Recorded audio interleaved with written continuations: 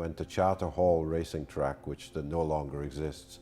And I saw a Formula 3 car that day, and that made an indelible impression. And I vowed that day in my 6-year-old manner that I would one day race a car.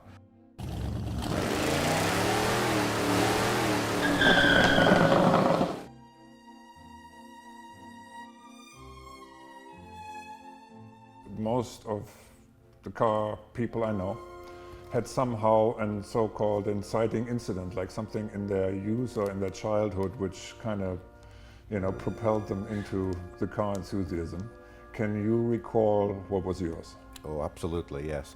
It was 1958 when I was 6 years old. My father had a friend. We were living in the north of England in a small town, and he had an exotic car which was a Renault Dauphine. And he said to my father, "Does your son like racing?" And my father said, "Well, I've no idea, but he's 6 years old. I'm sure he'd like to find out." So we went to Charter Hall racing track, which no longer exists. And I saw a Formula 3 car that day, and that made an indelible impression. And I vowed that day in my 6-year-old manner that I would one day race a car. And it took me a long time to actually get to that stage, but I did do it in the end. When did you get into racing? I didn't start racing until 1981, and I bought a Formula Ford with the idea of getting it out of my system. And I actually did not too badly in the Formula Ford, and of course by then the bug I was hopelessly smitten, and here I am, 35 years later, still racing. You're racing pretty competitive cars, Le Mans prototype cars and so forth. Yeah. But you also, enjoy other beautiful classics, such as this XK. Why do you have this particular car? Because I was at Lime Rock, probably 2011, for the Historic Festival. And they have a concours at Lime Rock on the Sunday every year, concurrently with the racing. And I saw a blue XK150, and my wife was with me, and she said, "Look at that beautiful car." And I'd always been a Jag guy up until that day. I'd never actually owned a Jaguar. And I decided that this was time. Let's start I already had the Lotus Elan, which you can see in the background. But I thought maybe it's time for a Jag, and 2 years later, the car you see in the frame here was in my garage. What does this car represent to you?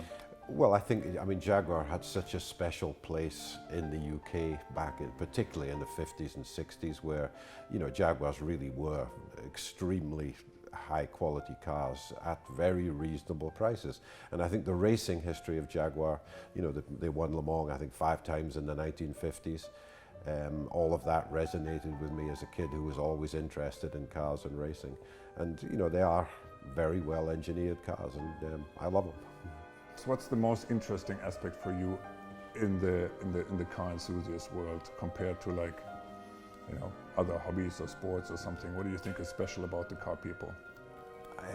I think, when I was working, I was racing cars and working, and that's all I had time for. I really didn't have any classic cars. And when I retired, I was kind of burnt out. I worked for a commodity trading company. It was an intense type of occupation, and I really decided I wanted to have a complete change. And the thing that amazed me was the camaraderie that exists in the old car world.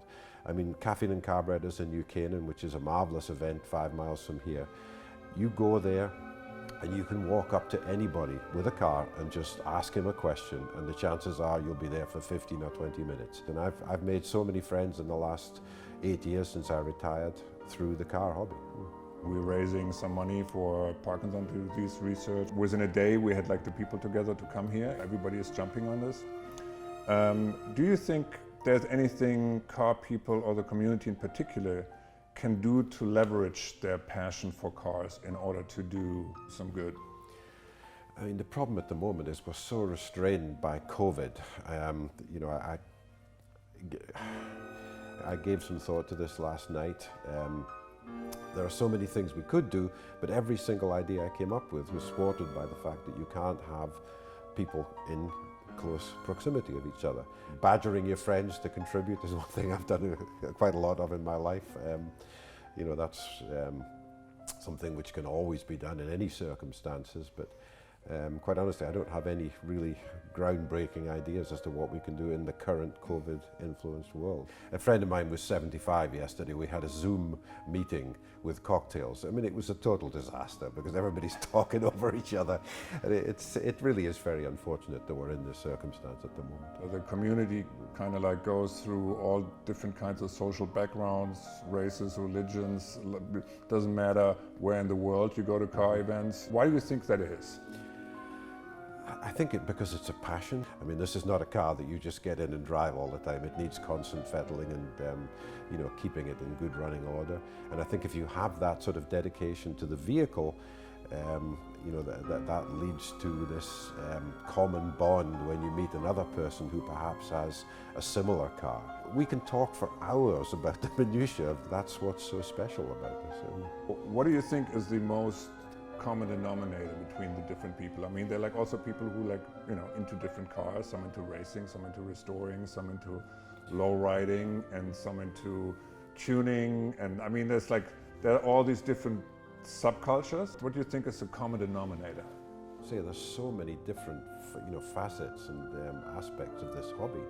And sometimes you meet at Caffeine and Carburetors, for instance, you see cars which you'd never seen before. One guy brought a Batmobile one day.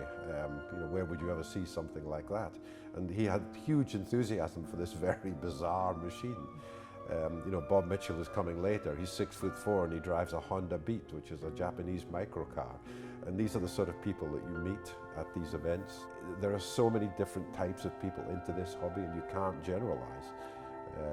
And everybody seems to have the passion and the enthusiasm, and I think probably in the end that's the determining factor. Thank you very much, and thanks for making the car and the space available. Good. You're welcome.